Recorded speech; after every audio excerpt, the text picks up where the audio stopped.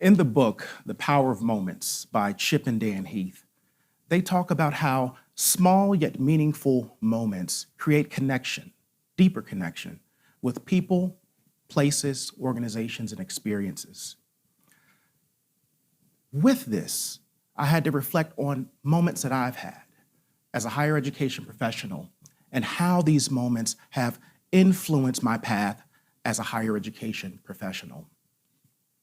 3 moments came to mind, and these moments fostered acknowledgement, affirmation, and advocacy. Moment 1, I'm going to take you back to 2003. I was a college student on my university's campus, a first-year student, and in that observation, I realized that college can be vast. It can be exciting, but it can also be a bit elusive. The nuances of the hidden curriculum, these things that are unknown to me, were things that I had the misfortune of having to navigate. Being a Black man on a campus where there wasn't many of us, I recognized that there wasn't many, and how could I contribute in a meaningful way and be a catalyst for positive change? As an undergraduate student, I was an orientation leader on my institution's campus. And one of my advisors, Dr. Jamie Mantooth, made me aware of a part of my identity that I did not know existed. Upon getting to know me, my story, my family, he asked me one simple question.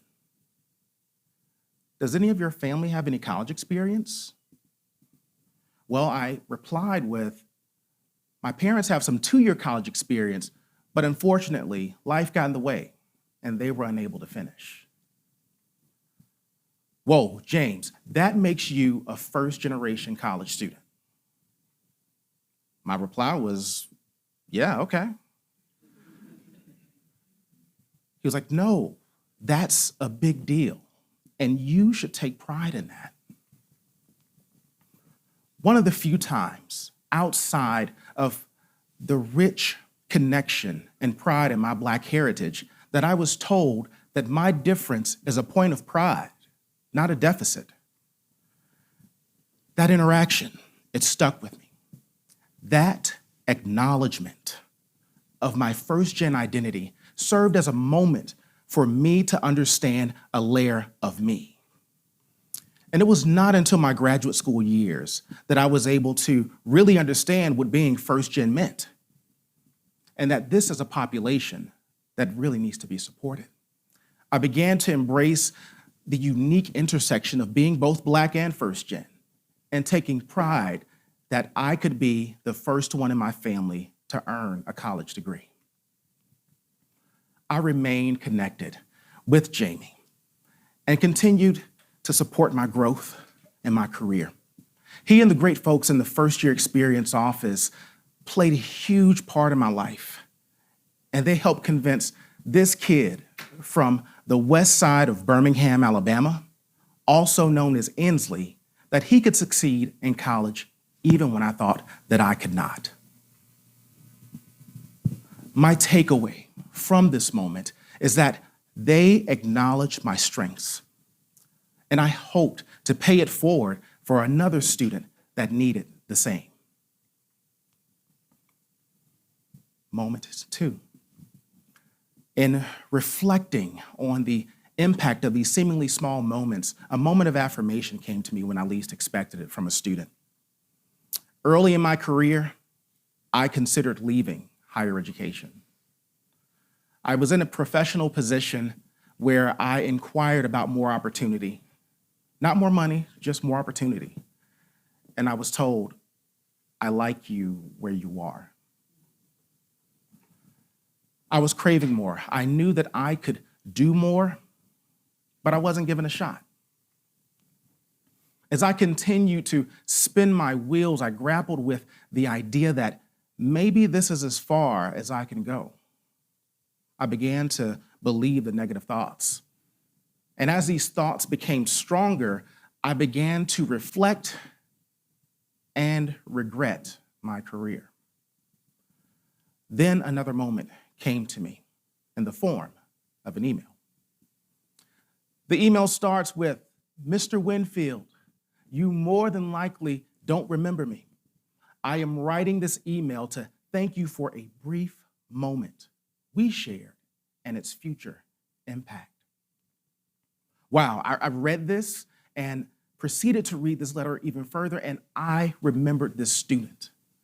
He was a first-year student who was denied admission into a student organization, and he was visually distraught by not making this organization. So I handed him my card and told him to come by my office and discuss other opportunities to get involved on campus. We eventually meet, and I inform him of a new service and leadership group specific to first-year students. He showed visible reservation, as he feared the outcome would be the same: rejection.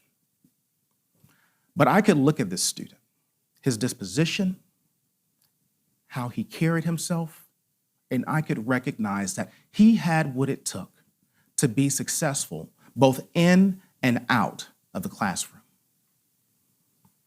The student has a name. His name is Daryl. His email proceeds to share, and these are Daryl's words, so I don't want to mince it, so I have a copy of that email. "Something told me to email you the following day, and that is when you recommended that I apply to the Freshman Leadership Institute. Well, I made it. From that point on, my time in college has drastically changed. I got the opportunity to meet new people. I discovered other organizations that interest me and found out what I want to do with my life. There were definitely others involved with helping me through this process, but you started it. For that, I will forever be grateful."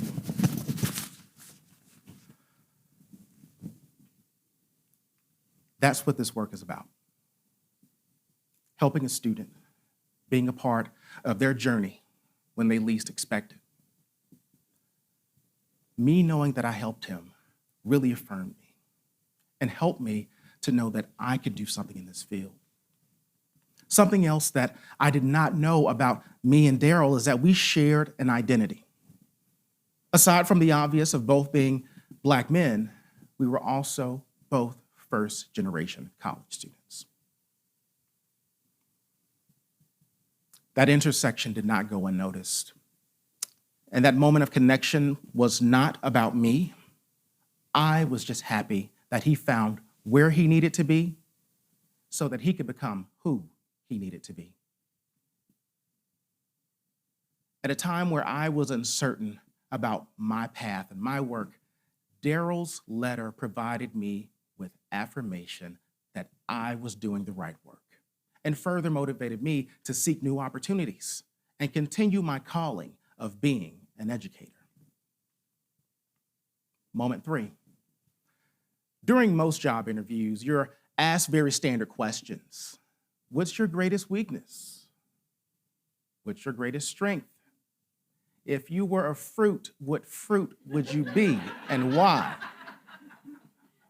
I'm sure you can tell from the tone that I loathe those questions. But what purpose do those questions really serve?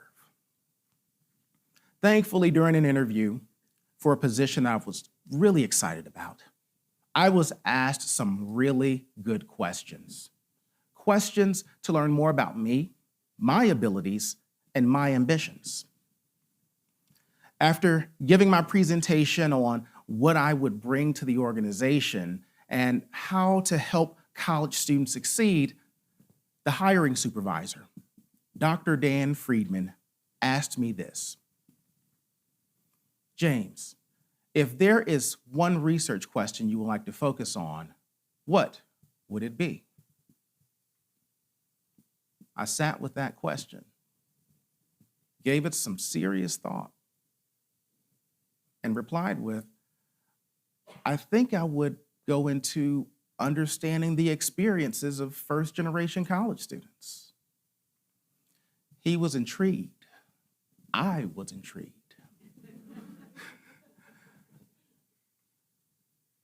So if you're wondering, I got the job. I was fortunate enough to get that position as an assistant director, and that opportunity blossomed into other opportunities. I taught sections, specific classes for first-gen students. I wrote blogs and articles on first-gen students. I led workshops on how to best support first-gen students, and I made sure to have real conversations with first-gen students. See, my supervisor, Dan, asked me a question of me that created another moment. And that moment inspired me to not only increase my knowledge, but to lean into a part of myself that others also shared. Recognizing this need was cementing my career and my research interests. And it would ultimately inform the largest research paper that I would ever write, my dissertation. This, among other events, would guide my advocacy for first-gen students. And I uphold that in my work as an educator and as an academic leader. In becoming this advocate and ally for first-gen students, it wasn't just a professional pursuit. It stemmed from a personal obligation and a sense of not fully belonging. The stigma associated with my background fueled a commitment for me to connect my work to support others and to empower them to break barriers. There you have it. 3 moments, 3 stories, 3 people that helped me in my path. These moments left me with 3 simple takeaways that I hope you will take in your journeys. Acknowledge others, praise their uniqueness, and continue to help individuals see that their contributions and their identities matter. Affirm others. Thank those who have inspired you and have supported you. Many of them do not know the impact that they have had on you and on others. And last, advocate for others. Is there a cause, a gap in representation, a population whose voice and experiences are not being told? Consider how you can contribute in a meaningful way. See, life is filled with moments, but it's up to us to choose how we reflect on them. The eyes of admiration of a child, my oldest son, KJ. The support of loved ones passed away, my grandparents, whom I miss dearly.